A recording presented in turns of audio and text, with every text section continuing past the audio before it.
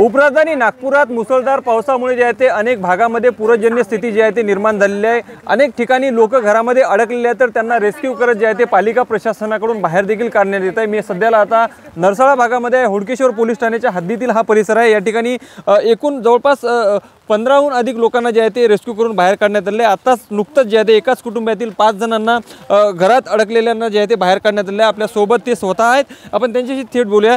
तर काय सांगाल, रेस्क्यू करून तुम्हाला बाहेर काढण्यात आलं आहे, ज्या लेआउटमध्ये तुमचं घर आहे परिसरामध्ये चारही बाजूने बेडा जे आहे ते तुमच्या घराला पाण्याने घेतलेलं आहे। सर, एक तर आम्हाला रोड दिलेले नाही, मेन गोष्ट लेआउट तर दिलेला आहे, घर दिलं तर दुसरा प्लॉट दिलेला आहे, त्याच्याने रोड पण दिलेला आहे, लाईटची सोय नाही आहे, नळाची सोय नाही आहे, आणि मेन महत्त्वाचं म्हणजे एवढा मोठा जो नाला आहे त्याला भिंत नाही बांधलेली आहे। हे पाणीचं एवढं स्रोत मला येईल, माझा 6 फुटाचा फाउंडेशन असून सुद्धा ते पाणी मला बघाल तर तुम्ही फक्त एवढंच पाणी उरलं, अर्धा फूट पाणी उरलेलं आहे घरात शिरायला, पण तसंही पूर्ण पाणी गळून राहिलं इकडून तिकडून।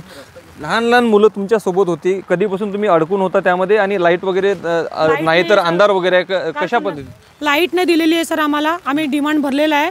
लाईटवाल्यांचं म्हणणं असं आहे की तुम्ही ऑफिसला या, तुम्हाला टावरचं घरचं खालचं लेट तुम्हाला मीटर देता नाही आहे, आधी म्हणे आम्ही तुम्हाला ऑफिसमध्ये देऊ, आणि मग ते म्हणतं, मी त्यांना म्हटलं माझं कागद पूर्ण आहे, माझ्याकडे डिमांड भरलेलं, लाईट का पण देऊ शकत, ते ऑफिसला या म्हणते, पण ते लाईटसाठी आले नाही। फोन केलं तर म्हणे तुमचं कॅन्सल झालं म्हणे, टावरच्या खाली घर आहे।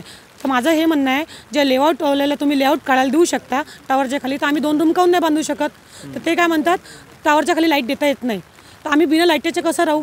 आम्हाला लाईटसुद्धा नाही येते, आणि लाईट आम्ही फसून घेतलं त्यात पावसाच्या, ते पण सुद्धा नाही। आमचे शिकणारे 3 पोरं आहेत माझे, तर शाळेला 8 दिवसापासून गेलेले आहे, कारण की रस्ता एवढा खराब आहे, पूर तर आलेला आहे पण रस्ता तसंही न चालता येत। अच्छा, घराची काय स्थिती आहे? घरामध्ये अन्नधान्य असते, पाणी भरलं आहे, पूर्ण पाणी भरलेलं आहे, सर्व काही भिजले, पुस्तक वगैरे आम्ही रेनकोटने घेऊन यांना 3 पलंगावर घेऊन मी रात्रभर बसून राहिले, तसं यांना झोपवलेलं आहे। पुस्तकं पोलांच्या, माझं ते गहू तांदूळ आणि जे खाली बाल्टीच्या खाली सुद्धा पाणी भरलेलं आहे, कारण की पाणी एवढं आहे की ते झाप येत होतं ना, त्याच्यामुळे पूर्ण पाणी घरात आलेलं आहे, गॅसवर पाणी, सगळीकडे पानी। बेटा, आपका नाम क्या है? मान्या। अच्छा, कब से आप घर में थे बारिश की वजह से, और क्या स्थिति है घर की?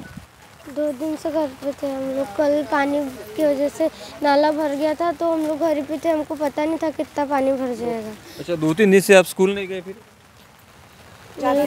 अच्छा, कितने दिन से स्कूल नहीं गए आप? शायद 7-8 दिन से। अच्छा, घर में आपकी किताब वगैरह कैसी है अभी?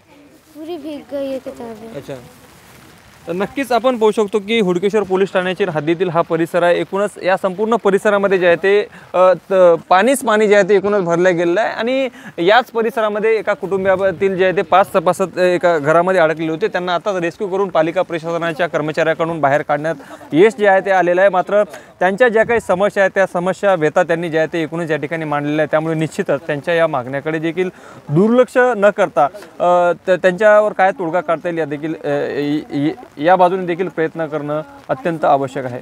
लोकशाही मराठी करता मी ज्ञानेश्वर पवार, नागपूर। लोकशाही मराठी, ऐका, पहा, जागरूक रहा।